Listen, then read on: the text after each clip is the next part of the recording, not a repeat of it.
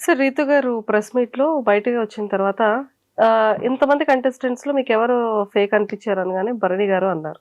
House లో ఉన్నప్పుడు అన్నది అని చెప్పండి, అది తను ఎలాగా డెమోని గెలిస్తే బాగుంటుంది అని చెప్పి ఆలోచించే వ్యక్తి కాబట్టి అంటే అంటే తనకు నా మీద పర్సనల్గా ఏమి ఉండదు. అన్నది అని చెప్పి ఒకవేళ అది అన్నది నిజమైతే డెమోని గెలవాలి అన్న ఆలోచనతో చెప్పిన మాట అయ్యి ఉంటుంది. కానీ దాని గురించి నేను పెద్ద అయినా ఫ్యామిలీ వీక్ అప్పుడు అందరూ వచ్చారు కదా, వాళ్ళ మదర్ కూడా వచ్చారు.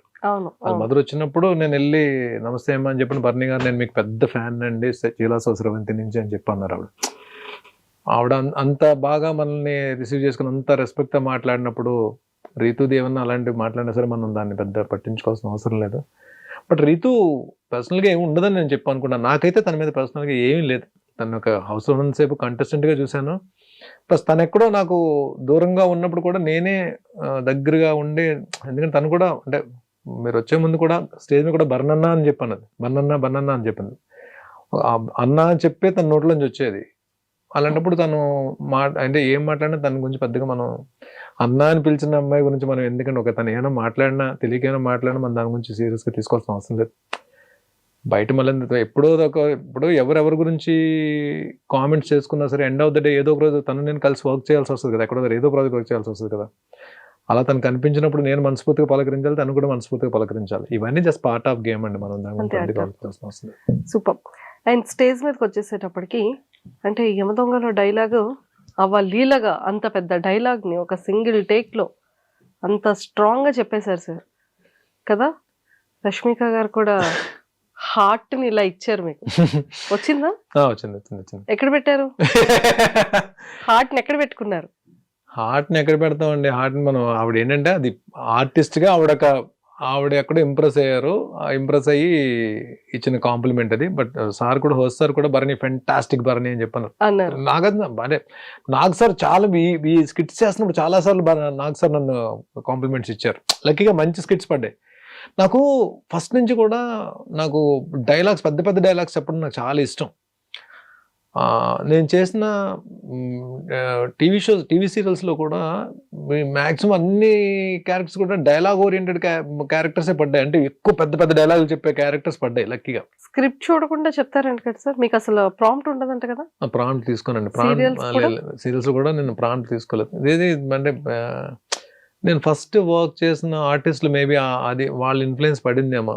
కౌశిక్ ఒకడు, హరిత గారు, వీళ్ళెవరు కూడా ప్రాంప్టింగ్ తీసుకునే ఆర్టిస్టులు కాదు వీళ్ళు. సో ఆ ప్రాంప్టింగ్ తీసుకోకుండానే వర్క్ చేయడం అలవాటైంది. అది సినిమాలోకి వచ్చేటప్పుడు అది మనకి హెల్ప్ అవుతుంది. సినిమాలో ప్రాంప్టింగ్ ఉండదు కదా, మాక్సిమం ఉండదు ప్రాంప్టింగ్. సో మనకి అది హెల్ప్ అవుతుంది మనకి. సో అదే అలాగే నేను ఆ డైలాగ్ అప్పటికప్పుడు అనుకుని చెప్పిన డైలాగ్. బట్ అది అప్పటికీ నాకు ఎక్కడో చిన్న డిసాటిస్ఫాక్షన్ ఉంది. అంటే ఆ ఫ్లో అన్నది ఎక్కడో చిన్నది మిస్ అయింది అనిపించింది నాకు. బట్ అంటే ఇంకొంచెం టైం దొరికితే ఇంకొంచెం బాగా కమాండబుల్గా చెప్తాను. కానీ ఆ ఎండ్ నాకు నచ్చింది. ఎండ్ రియాక్షన్ అయితే నాకు నచ్చింది. డైలాగ్స్ అయితే బాగానే చెప్తాను అని అనుకుంటున్నా. అది వర్కౌట్ అయింది అక్కడ. సూపర్. అది చాలా బాగుంది. అండ్ అందరూ ఇంప్రెస్డ్ అయ్యారు. అండ్ వీకెండ్లో కూడా కాస్ట్యూమ్స్ అదరగొట్టేశారు. నాకు హౌస్లోకి వెళ్ళిన తర్వాత బయట నుంచి ఏం సపోర్ట్ ఉందో నాకు తెలియదండి నిజంగానే. సందీప్ అని నాకు తమ్ముళ్ళలాగా, నాకు వైజాగ్. సో ఆ తమ్ముడు ఒక 2 తమ్ముళ్ళు పరిచయం చేశాడు. పాపం నేను వచ్చిన దగ్గర నుంచి వాళ్ళే చూసుకున్నారు ఇద్దరు. అసలు ఏం చేశారు, ఎలాగా నన్ను ప్రమోట్ చేశారు, ఎలాగ నన్ను హైలైట్ చేశారు కూడా నాకు తెలియదు. కానీ బయటకు వచ్చిందో తెలిసింది. వాళ్ళిద్దరూ అంటే నాకు ఇప్పుడు సొంత తమ్ముళ్ళ కన్నా ఎక్కువైపోయారు. అంటే నాట్ నవీన్ గానీ రామ్కి, నవీన్ అండ్ రామ్కి సందీప్ పరిచయం చేసిన ఇద్దరు. నాకు బిగ్ బాస్ హౌస్ లోంచి బయటకు వచ్చినప్పుడు ఏమైపోద్ది, ఇప్పుడు ఓకే సందీప్ ఇద్దరిని అప్పచెప్పాడు నాకు, వీళ్ళిద్దరి మీద బాధ్యత పెట్టాను. వీళ్ళు ఏం చేశారో తీసి పక్కన పెడితే తమ్ముళ్ళలాగా నాకు వర్క్ చేసి పెట్టారు. సో వీళ్ళిద్దరూ ఏం చేశారో పక్కన పెడితే బిగ్ బాస్ నుంచి బయటకు వచ్చిన తర్వాత సరే థ్యాంక్ యూ సో మచ్ అని చెప్పి ఒక మాట చెప్పేసి మళ్ళీ ఎప్పుడైనా కలుద్దాము, సందీప్తో మాట్లాడదాం అని చెప్పి అనుకునే క్యారెక్టర్లు కాదు వాళ్ళిద్దరు. వాళ్ళిద్దరు సొంత తమ్ముళ్ళు కన్నా ఎక్కువైపోయారు నాకు ఇప్పుడు. అంటే బిగ్ బాస్ అని తీసి పక్కన పెడితే ఇప్పుడు బిగ్ బాస్ వరకు నేను ముందు చేసిన జర్నీ, బిగ్ బాస్ తర్వాత చేసిన జర్నీ అన్నది ఎక్కడో దగ్గర మా అన్నకి ఇంకా మంచి క్యారెక్టర్స్ రావాలి, మా అన్న ఇంకా పెద్ద పెద్ద మూవీస్లో ఇంకా పెద్ద క్యారెక్టర్లు చేయాలి, వెబ్ సిరీస్లో క్యారెక్టర్లు చేయాలని చెప్పి నాకన్నా ఎక్కువ తాపత్రయపడుతున్నారు వాళ్ళు. True.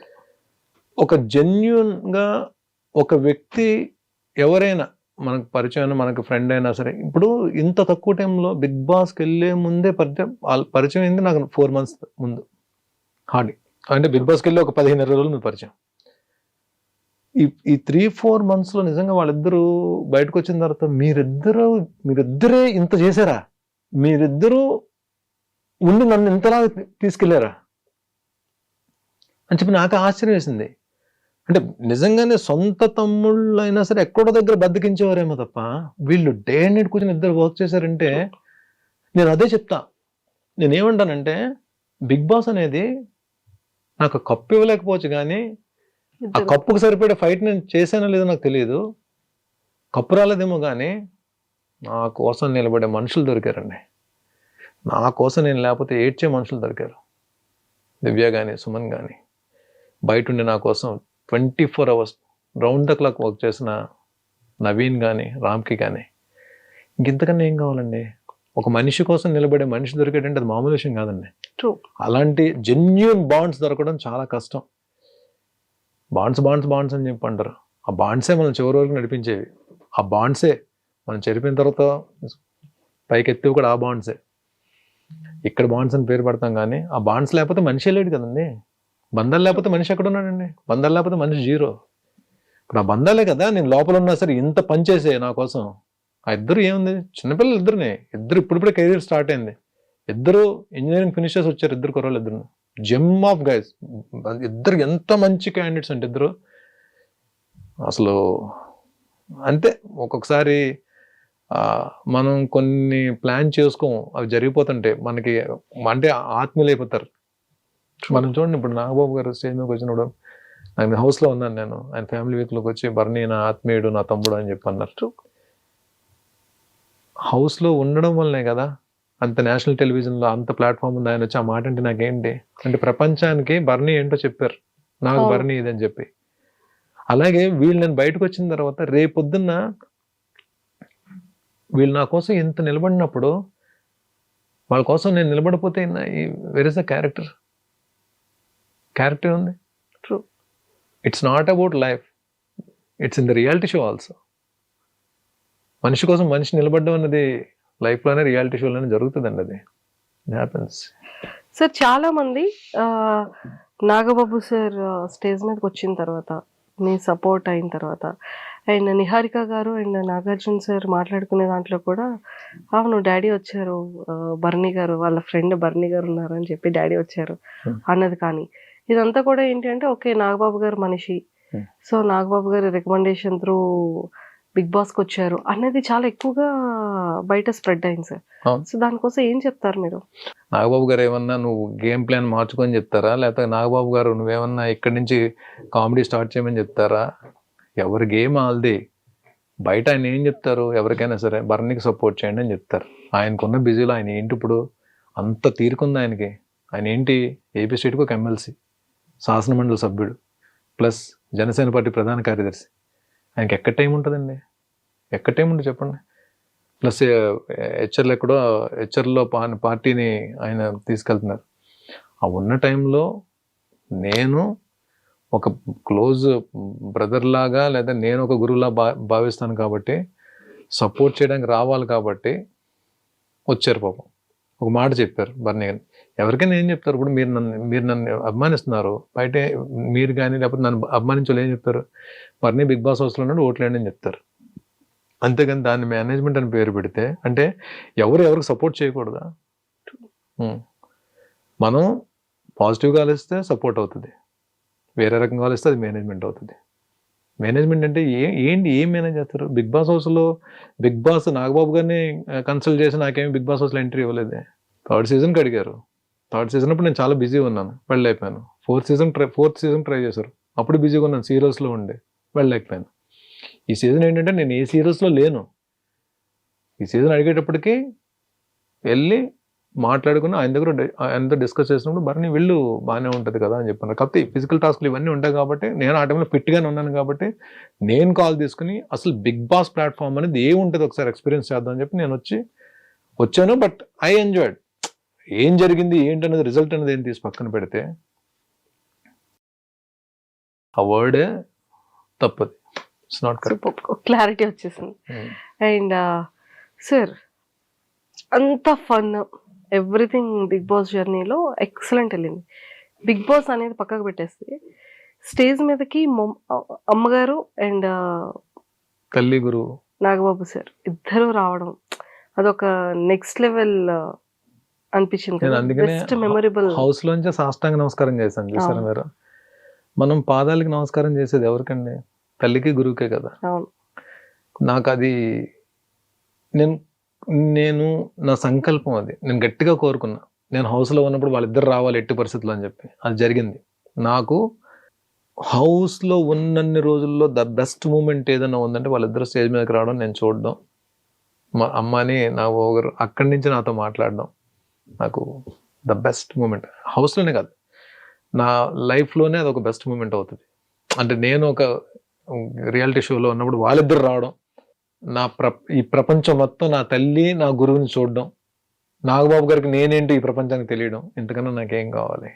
అఖండ మూవీలో ఒక మంచి విలన్ క్యారెక్టర్ కనిపించారు సార్. నాకు ఇప్పటికీ డౌట్ ఏంటంటే బిగ్ బాస్ హౌస్లో చూస్తే ఇంత ఇన్నోసెంట్గా, అంటే ఒక కూల్గా, ఒక నార్మల్ కామన్ ఒక క్యాజువల్ ఒక వ్యక్తిగా కనిపించే మీరు సీరియల్స్లో వాటిలో ఎక్కువ విలన్ క్యారెక్టర్స్ చేస్తూ, అండ్ మొన్న ఇప్పుడు అఖండ 2లో రిలీజ్ అయిన దాంట్లో కూడా విలన్ క్యారెక్టర్. అసలు మీరు చేసిన క్యారెక్టర్కి మీ రియాలిటీకి సంబంధం లేకుండా ఉంటారు సార్. ఏం చేద్దాం ఉంటారు? అదే ఇక్కడ నుంచి ఏమైనా ఒక brother character, friend character, morning బయటకు వచ్చిన తర్వాత ప్రకాష్ రాజ్ గారు లాంటి క్యారెక్టర్, రావు రమేష్ గారు లాంటి క్యారెక్టర్, ఈ క్యారెక్టర్ చేయాలి, పలానా పర్టికులర్ క్యారెక్టర్ చేయాలని చెప్పి నేను గిరిగీసి కూర్చోలేదండి. అయినో నేను ఏ మెటీరియల్లో నాకు తెలుసు, నాకు ఆ క్లారిటీ ఉంది. I'm not a hero material. నాకు వచ్చే క్యారెక్టర్లు ఏంటో నాకు తెలుసు. నాకు కాకపోతే బాగా ఆడియన్స్ ఆదరించే క్యారెక్టర్స్ నేను టీవీలో చేసినప్పుడు ఎక్కువ విలన్ క్యారెక్టర్స్, నెగిటివ్ రోల్స్ ఆ ఇన్ఫ్లుయెన్స్ ఉంటుంది కాబట్టి మ్యాక్సిమం నెగిటివ్ రోల్స్ వచ్చిండొచ్చు. అలాగని పాజిటివ్ రోల్స్ చేశాను, పాజిటివ్ రోల్స్లో కూడా మెప్పించాను. ఈ పలానా క్యారెక్టర్ చేయాలని చెప్పి అయితే నేను గిరిగేసుకొని కూర్చోలే.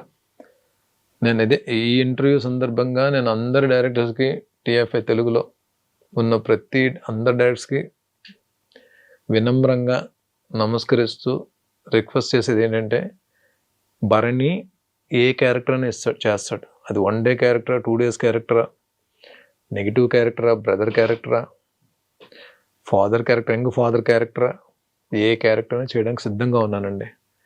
వెబ్ సిరీస్ కానీ, ప్లాట్ఫామ్స్ కానీ. కాకపోతే నాకు టీవీకి సీరియల్స్ చేయడానికి అయితే నాకు టైం తక్కువ ఉంది కాబట్టి నేను చేయలేకపోవచ్చు. బట్ అది కూడా ఇంకా ఆలోచనలోనే ఉన్నా. బట్ గెస్ట్ రోల్స్ ఏమైనా చేస్తాను నేను టీవీకి కూడా.